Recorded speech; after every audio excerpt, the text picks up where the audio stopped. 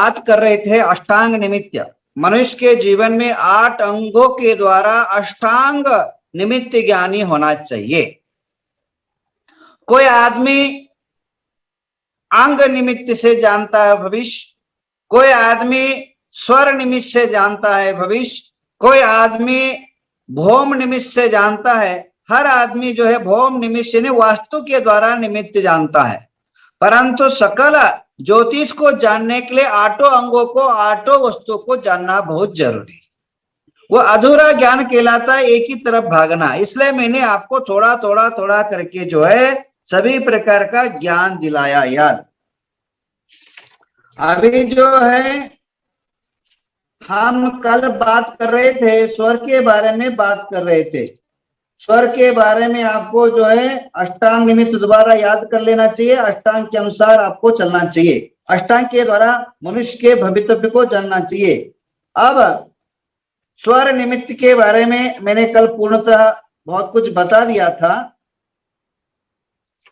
और स्वर निमित्त आप सभी जानते हैं, स्वरों के माध्यम से जो जाना जाए ज्ञान में। एक बात नोट कर लीजिए, अगर आपका जीवन अच्छा करना चाहते हो, बहुत अच्छा बनाना चाहते हो, जिसको जिसको सुबह से लेकर शाम तक मंगलमय घर जीवन बीते, उन लोगों के लिए एक नोट पॉइंट, आप ज्योतिष सीखने के लिए नहीं, एक जो जीवन में अनुनय करने के लिए आप प्रैक्टिकल करिए, निश्चित रूप में आपको फल मिलेगा। सुकमना स्वर में, सुकमना स्वर जब दोनों एक साथ स्वर चल रहा हो, यात्रा कभी ना करें। अगर यात्रा करेंगे तो मृत्यु या मृत्यु तुल्य दुख होगा। सुकमना स्वर में इन दोनों एक साथ अगर नाक में वायु बह रहे हो, उस टाइम घर से अगर बाहर निकल रहे हो तो निश्चित रूप में आपको कोई ना कोई दुख का सामना करना पड़ेगा।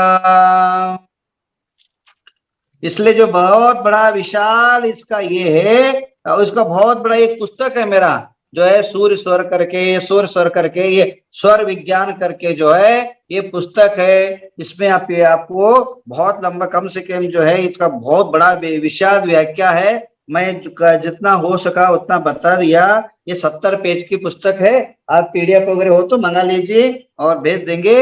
और जो है आप क्या करते हैं, शिविर के बाद आपको भेज देंगे। अब क्या क्या करना है, ये तो छोटी मोटी बातें बता दिया, और बहुत सारे इसमें अगर कोई सामने प्रश्न पूछने आया है उसका काम होगा क्या नहीं।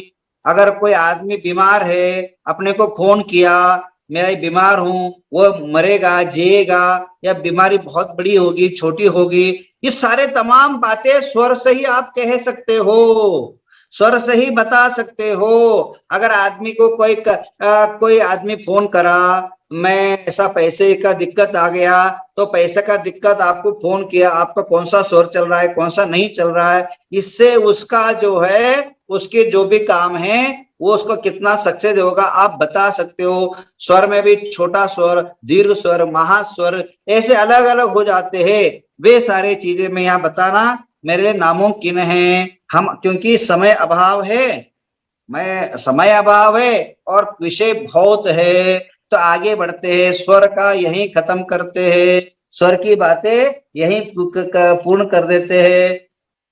और इसी प्रकार कल कई चीजें आपको बताई थी, कुत्ता उल्लू आदि का सबका आवाज का बारे में भी आपको कई चीजें समझाई थी। ये स्वर स्वरों में आता है। हाँ, तो आप लोग क्या करें, अभी जो है हम आगे बढ़ते हैं। आज जो है हम चलते हैं छिन्न छिन्न निमित्त, छिन्न निमित्त। ये भी आपके काम बहुत आएंगे, ये आपके लाइफ में काम आएंगे, सुन लेना है। छिन्न निमित्त आपके जीवन में बहुत काम आता है, ये आपके घर घर में काम आएगा। घर घरों के अंदर जो है ये छिन्न निमित्त का उपयोग पड़ता है।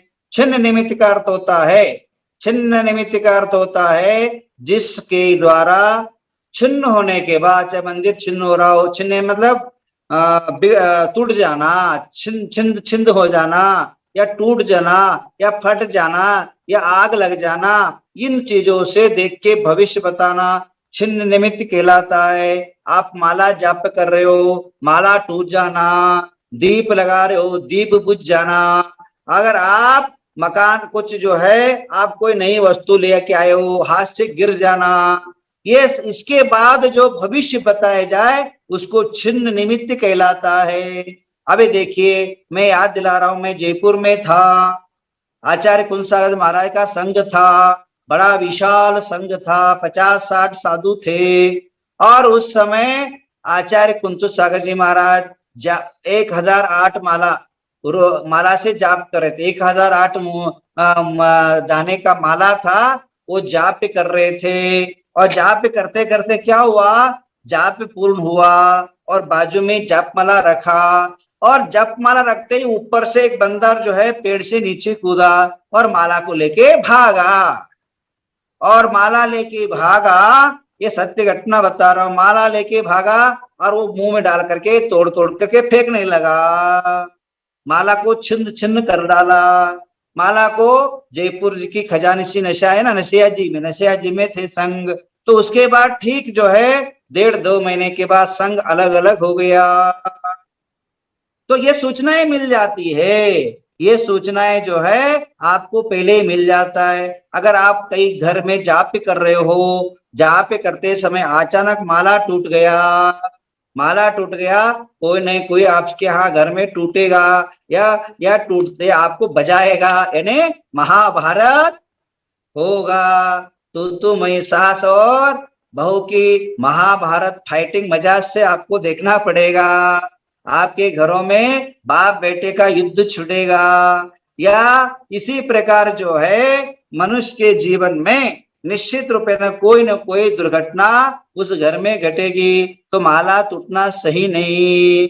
अगर आप मंदिरों में अभिषेक कर रहे हो, मंदिरों में अभिषेक कर रहे हो, हाथ से मूर्ति गिर गया, हाथ से मूर्ति गिर गया, हाथ से मूर्ति गिर गया, अचानक शास्त्र गिर गया, माला गिर गया, जाप करते करते अचानक जो है अनबैलेंस होकर के, नॉर्मली अनबैलेंस होकर के हाथ से गिर गया, माला, शास्त्र, मूर्ति या पुस्तक या आपके जो है पूजा की थाली ले जा रहे हो, भगवान को चढ़ाने के लिए पूजा की थाली ले रहे हो और गिर गया, तो समझिए आपके घर में निकटतम बीमारी आने वाली है। निश्चित रूप में आपके घरों में कोई न कोई उपद्रव मचेगा, कोई न कोई भयानक काम दुर्घटना होने वाला। सावधान, घबराना मत, हम हैं। हाँ हाँ, जब भी ऐसे घटना हो जाए तो सुबह ठीक जो है 7 बजे अपना मोबाइल खोल लीजिए और महाशांति धारा में आप आइए। उसको कितना बड़ा भी संकट हो, आप उसको समाप्त होगा, बिल्कुल बिंदास रहिए। उसका एक ही उपाय है, अगर माला गिर जाए, मूर्ति गिर जाए, पूजा की थाली गिर जाए, तो कम से कम जितने पदार्थ गिरे हैं उतना 108 बार माला गिने। अगर समझे ना, आपको याद होगा महाभारत का रामायण का सीक्वेंस याद दिला रहा हूं। 6 महीने तक रामायण हुआ, राम रावण का युद्ध चला और भयानक कुंभकर्ण, मेघनाथ आदि अनेकों पुत्रों का संहार हुआ। और उसके बाद जो है अचानक सभी सारे जो 1 लाख नाती 1.25 लाख पोतीस, जिसके घर में दिया न बाती, जिसके लाखों पुत्र थे, लाखों रिश्तेदार थे, सारे मशान अपने घर के सामने युद्ध मैदान में जो है पूरा धराशायी हो गए, समाप्त हो गए। अब रावण अकेला बचा और युद्ध करने के लिए चला। मंदोदरी ने उसको आरती उतार करके, तिलक लगा करके जैसे उसको भेजने लगी, दीप बुझा और आरती का थाली नीचे गिरा। जैसे नीचे गिरा वो कांपने कहने लगे, ये अपशकुन, आप आगे मत जाइए। तो माना नहीं। हाँ, वो माना नहीं। तब जो है गया युद्ध में, और गया युद्ध में जान करके अपना मृत्यु को आमंत्रण कर डाला और रावण की मृत्यु हो गई। तो कहने का तात्पर्य, अगर आप कहीं टूर में जा रहे हो, कोई बहुत बड़ा काम कर रहे हो और अचानक आपकी आरती उतारी जा रही है और आरती की थाली गिर जाता है या आरती बुझ जाती है, तो उस समय अपशकुन मान करके आप घबराए नहीं। उस समय 108 बार नमोकार मंत्र माला फेरे और उस समय जो स्वर चल रहा है चंद्र स्वर स्वर सर स्वर को बदले और आधा घंटा रुक करके फिर आगे गमन करे। और उस समय सावधानी से रखना है, बहुत लंबा टूर हो तो उस टाइम भगवान का नाम याद करते हुए जाना है। और स्वर को ध्यान रखना, उस समय स्वर को बदले। और बहुत बड़ा काम करने जा रहे हो, बहुत लंबा टूर में जा रहे हो, और जाते समय आप अचानक क्या हो, आपको कोई आरती तो नहीं उतार रहा है, और आपके घरों में दीप लगा हुआ है, या आपके घरों में कोई जो है मंदिर है छोटा सा, आपके घर चैतल है, वहां दीप लगा हुआ है, और अचानक जाते समय ही दीप बुझ गया, तो आप उसको आसानी से इग्नोर करके या नेग्लेक्ट करके मत भागो। आप वहीं रुक करके, वहीं थोड़ा शांति से रुक करके आपके स्वर को बदले। अगर चंद्र स्वर चल रहा है तो सूर्य स्वर करे, सूर्य चल रहा तो चंद्र स्वर करे, या फिर उसके बाद दही शक्कर खाए। क्या खाए? दही और शक्कर को खाना चाहिए। और दही शक्कर खा करके, ये जो है हमारे पूर्वाचार्यों की ये है पद्धति है, दही शक्कर के खा के निकलोगे तो निश्चित रूपे न आपका जो अपशकुन है वो रुकेगा। और नमोकार मंत्र 108 बार बोल करके, अगर एक तो पहली बात उस दिन जाना ही नहीं, मेरी बात माने, अगर जिस दिन अपशकुन हुआ है वो जाना ही नहीं, जाना ही नहीं। परंतु कई लोग क्या है, अर्जेंट रहता है, जाने की नौबत आता है, जाना ही पड़ता है। ऐसे टाइम पर जो मैं कहूंगा कुछ उपाय करके जाए, कोई बात नहीं, जाओ पर उपाय करके जाओ, तो निश्चित रूप में ना आपके जो यात्रा है वह शुभ यात्रा होगी, सुंदर यात्रा होगी, व्यवस्थित यात्रा होगी। इसलिए आचार्य कहा।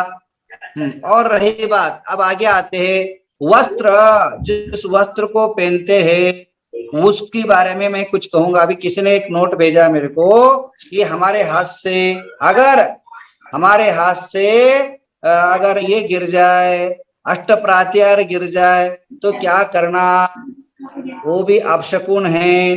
कोई मंगल काम करने वाले हो, इस महीने में कोई नया काम मत शुरू करो, अन्यथा नया मंगल काम अमंगल हो जाएगा, अगले महीने करो। और अष्ट प्राचार्य के 8 माला नमोकार मंत्र की जाप करो। और उसी प्रकार जो है, अगर नया वस्त्र, पहली बात नया वस्त्र जो खरीदते हो, नया वस्त्र खरीदते समय जो है आप एक बात ध्यान रखना है, नया वस्त्र खरीद के समय मुहूर्त जरूर देख लेना, अच्छे मुहूर्तों पर नया वस्त्र खरीदे। और अचानक वस्त्र खरीदने के बाद अगर वस्त्र फट जाता है, अशुभ माना जाता है। कहा है वस्त्रों में गोबर लग जाए, कीचड़ लग जाए तो फट जाए तो अशुभ समझना चाहिए। अशुभ माना है उसको। क्या माना है? मैंने इसको देखा है। एक बार जो है मैं कामा में था, भरतपुर कामा, वहां जो है मैं प्रवाह चतुर्मास रथ था, वहां नवरात्रि का पर्व था, और वहां जो है विजयमती माता जी का जन्मभूमि है। वहां जो है पद्मावती का अलंकार चल रहा था। एक महिला ने दीप लगाया, और दीप लगाने के बाद साड़ी में लग गया, तो केवल 4 दिन के अंदर वो महिला अपने घर में चलते चलते फिसल गई और पैर टूट गया। 6 महीने तक बेड रेस्ट होना पड़ा। तो इस प्रकार के नए वस्त्रों में, चाहे वो पद्मावती का हो चाहे आपका खुद का वस्त्र हो, कभी भी नए वस्त्र जलना नहीं चाहिए। अगर नया वस्त्र जलता है तो हमने कई अनुभव किए हैं, उसको जो है बीमारी का सामना करना पड़ता है, हाँ, रोग का सामना करना पड़ता है। उसके लिए उपाय क्या करे? उपाय ये करे कि वह शांति धारा, कम से कम शांति धारा 9 शांति धारा करवाए अपने नाम पर। और इतनी परिस्थिति नहीं, हमारे यहाँ तो फ्री रहता है 9 दिन, हमारे यहाँ 9 दिन ये हो जाइए, ज्वाइन हो जाइए, 9 दिन ऐसे ही फ्री हो जाएगा शिविर के बाद। अगर परिस्थिति है तो आप लोग अपने थोड़ा बहुत दान धर्म करके खुद के नाम पर शांति धारा करे, और अखंड दीप जलाए, अगर वस्त्र, भगवान के वस्त्र, पूजा के वस्त्र, खुद पहनने के वस्त्र अगर जल जाता है नया, अभी जब तक वो पानी में डाल करके या एक या दो बार पहन के नहीं निकला, ऐसे वस्त्र अगर जल जाता, मैंने कई लोगों का अनुभव किया है, तो आप जो है जरूर क्या करें, जरूर आप जो है उसके अंदर अगर ऐसा हो जाता है तो शांति धारा 9 बार शांति धारा करे और अखंड दीप जलाए, और उसके बाद हो सके अगर परिस्थिति अच्छी है तो आप जो है शांतिनाथ का विधान कर लीजिए। इसी प्रकार अगर रात को सोते हुए है, रात को सो रहे हैं, सोते समय अगर आपको सपने में भगवान दिखाई दिए और भगवान घूम रहे हैं, गोल गोल घूम रहे हैं, भगवान हंस रहे हैं, तो आप फंस गए समझो। भगवान हंसना वो भगवान हंसना और आपको फंसना हुआ।